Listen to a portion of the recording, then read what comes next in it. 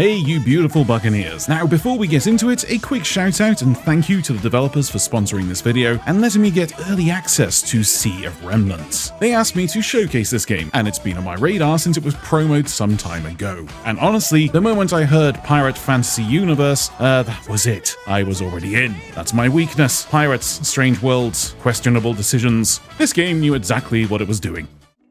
Now, just to set expectations early, this isn't a review, they're not asking for people's opinions. Think of this more as a first look and general showcase of what the game is shaping up to be. The build I played is still early, so yes, a few rough edges here and there, but that's pretty normal at this stage, and nothing that stopped me enjoying it. What I want to do is give you a feel for the world, the systems, the overall vibe, so you know what kind of pirate adventure is coming your way. Sea of Remnants is currently aiming for a 2026 release. It's a single-player RPG, and while things can absolutely change between now and then, this should give you a solid idea of what to expect when it finally sets sail. Now, you can probably already tell from the footage, this game looks very different. The art style immediately stood out to me. It has this strong Tim Burton-esque vibe, and once you lean into it, it actually works really well. It's weird, but confidently weird, which makes all the difference. This isn't a game trying to be realistic or historically accurate. Instead, it fully commits to its stylized ocean fantasy world. The environments feel hand-painted, the lighting gives everything a slightly surreal storybook feel, and the ocean itself feels like an actual character, which at times feels like it actively wants you dead. At its core, Sea of Remnants is an open-world RPG built around exploration. The game really wants you to poke around, wander off course, and investigate places that look like a terrible idea. Sometimes that leads to loot, sometimes to combat, and sometimes to both at once. It doesn't always respect your time, but in a pirate game, that unpredictability kind of comes with the territory. The game gets going fairly quickly, introducing systems at a steady pace without overwhelming you. Early on, you're paired with a blonde, slightly eccentric crewmate who acts as your guide, and you're dropped into a familiar setup. You've lost your memories, and the Sea of Remnants might be the key to getting them back.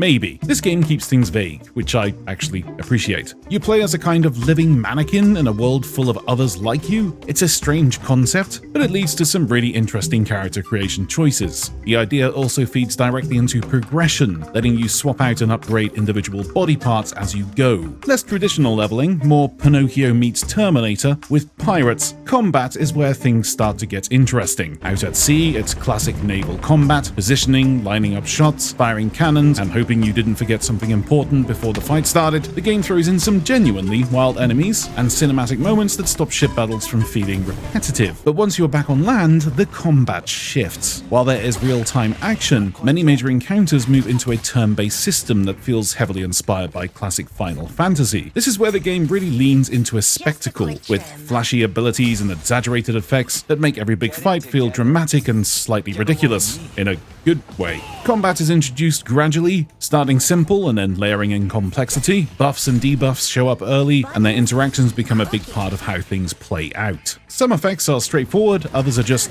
weird, freezing enemies solid, triggering unexpected status effects. It's strategic, but it never feels like it's taking itself too seriously. What I really like is that the combat feels unpredictable without being unfair. Encounters feel like small puzzles, encouraging experimentation rather than just raw damage. Things don't always go according to plan, but when they don't, it's usually entertaining rather than frustrating. The main story unfolds slowly as you sail with your companions and uncover fragments of your past. Memories return in pieces, scattered across the islands, encounters, and journal entries. The game avoids over-explaining, giving you just enough to stay curious without spelling everything out. It becomes clear that the mysterious Sea of Remnants is more than just a legend, but what that actually means is something the game keeps close to its chest early on. The islands themselves are packed with side content, optional quests, and small discoveries that make the world feel alive. It's very easy to arrive with one objective and leave having done 5 completely unrelated things, most of the time by accident. Sailing between locations rarely feels empty. Random events, mini-games, and sea creature encounters pop up often enough to keep things interesting. Sometimes they matter, sometimes they're just strange, and sometimes they involve a giant octopus that nobody fully explains. What really ties Sea of Remnants together is how consistent distant it feels. The art style, tone, the systems all reinforce the game's ocean fantasy identity, whether you're exploring islands, fighting at sea, or just watching the horizon roll by. The world feels deliberate and cohesive. It's not trying to be loud and flashy, it's just comfortable being a bit weird, and that is what makes it stick.